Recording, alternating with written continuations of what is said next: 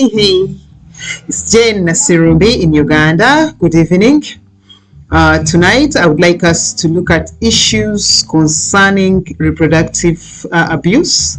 And this is something that I'm sure goes on very often in relationships with people who have narcissistic personality disorder. What is reproductive abuse?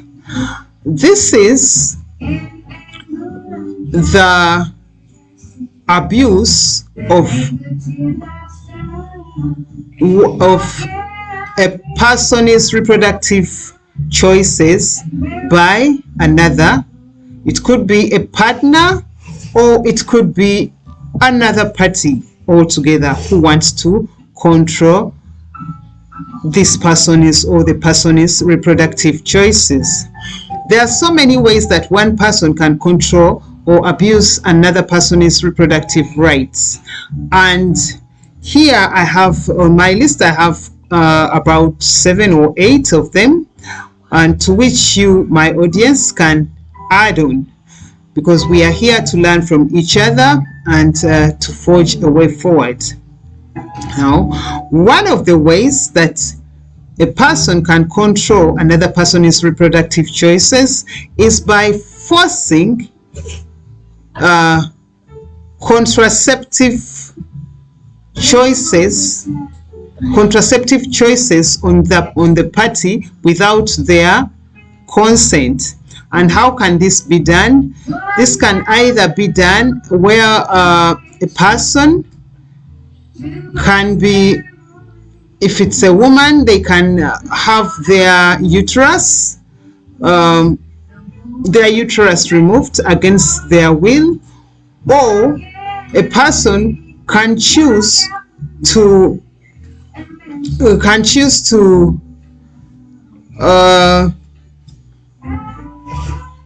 make concoctions that may stop a person from conceiving.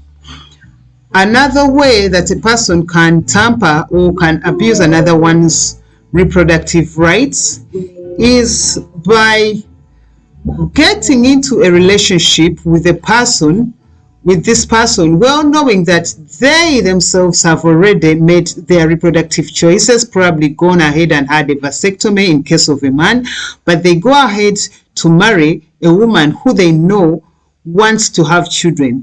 And because their vasectomy is kept a secret, they'll give this woman false hopes, and then they'll also use the woman's false hopes to continue to mentally and psychologically abuse them. And this is in such scenarios where a man marries a woman when they've separately had a vasectomy. This very man can continue to demand children from the woman. And when the woman fails to give them children, they can gang up on the said woman, together with the family, to make the woman, to belittle the woman. Yet they know that yet secretly the man knows that it's him who cannot have children. Sometimes it's not even just a vasectomy. Sometimes it's natural that a man's sperm count is low, and they cannot naturally have children. But then, because it's more common with women to be considered barren, the man can go ahead to mentally or psychologically torture their spouse in demanding for offspring which they themselves know cannot give to their partner.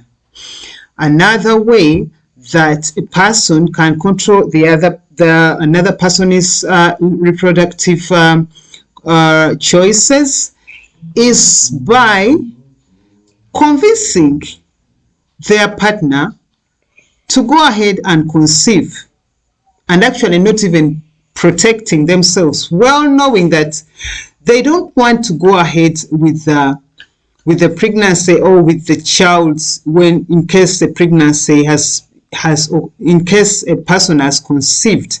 So giving their partner hope that they will be able to raise the child together. A few months down the road, then the man decides that no, you should terminate the pregnancy. This is another form of reproductive abuse. Another way a person can abuse a partner's reproductive choices is by tampering with their contraceptive plan. This can be done by usually a man can choose to change the pills of their partner's can choose to change the pills that the partner has been using to prevent a pregnancy. And then when a pregnancy occurs, the man will pretend that they don't know what happened and then say it's an accident, but we should go ahead and keep the pregnancy. Sometimes the woman was not ready, and probably they are not willing, they were not ready for the child, but they are forced to go ahead and keep the child against their will. And then another way by which a person can abuse their partner's reproductive choices is by refusing to have conjugal exercise, by denying them their conjugal rights, yet they are in a legally binding situation, or they are in a marriage. And when this goes ahead, many times it's something that brings shame to the partner who has been denied the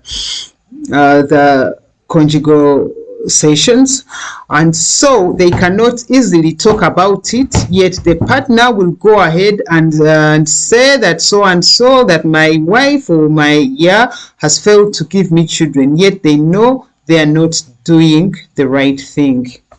And then another way that a person can control their partner's or another person's reproductive choices is by threatening to end a relationship or to end the marriage in case the partner does not give them children or more children, in case there are already existing children, or give them children of a gender that they would prefer, a preferred gender, in case in a marriage one has been having only boys, and then the partner or the husband wants girls, and then they say that if you don't give me girls, then I'm ending this relationship, or if you don't give me boys, depending on which gender that the couple has been having. So the partner may end up having children that are more than the number they would be willing to have in a marriage. Another way that a person can abuse the other person's reproductive choices is by forcing a partner to use contraceptive against their will. This one usually happens in relationships or in marriages where one person only married the other one for convenience. It was not a marriage out of love, and they did not intend to keep this marriage for a lifetime. But then, because one person was deceived into believing that it was going to be for a lifetime, now once they're into the marriage, and the other person feels that no, the other person doesn't want to commit, much as they've married, but they don't want to commit to having children with their partner, they go ahead and force contraceptives onto their partner. And then another way that a person can abuse their partner's reproductive choices is through the use of spirituality. And spirituality, this can be either used by manipulating, using witchcraft to stop the other person from conceiving, or it can be used by way of religion, quoting religious scripts to convince the person against their will to have children that they are not prepared to have.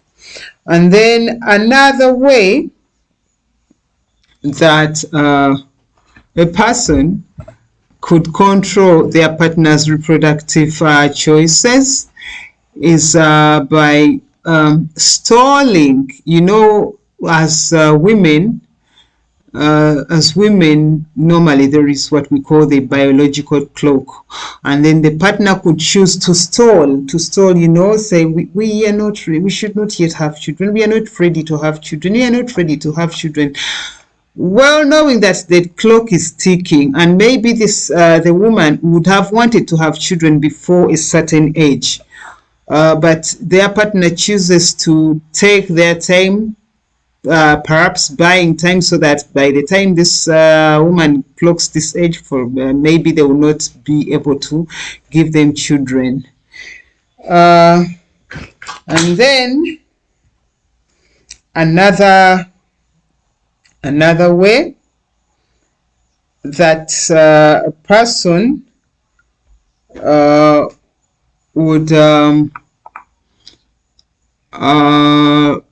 try to control their partner's reproductive choices is by ganging up, probably with family members and all that, and trying to bully the partner into having children. And sometimes maybe the person is not ready, or they just have an issue with their reproductive system, and then the family gangs up on the person, forcing them to have children when they are not ready. Yeah, with that, I think my list is exhausted, and I remain Jane Nasirumbi. Please feel free to add on to the list, and please like, share, and subscribe. We are in this together, and we still have a chance to let other people know what's going on in the world. Relationships with narcissists can be really a pain, can be a torture, and it can be hell on earth.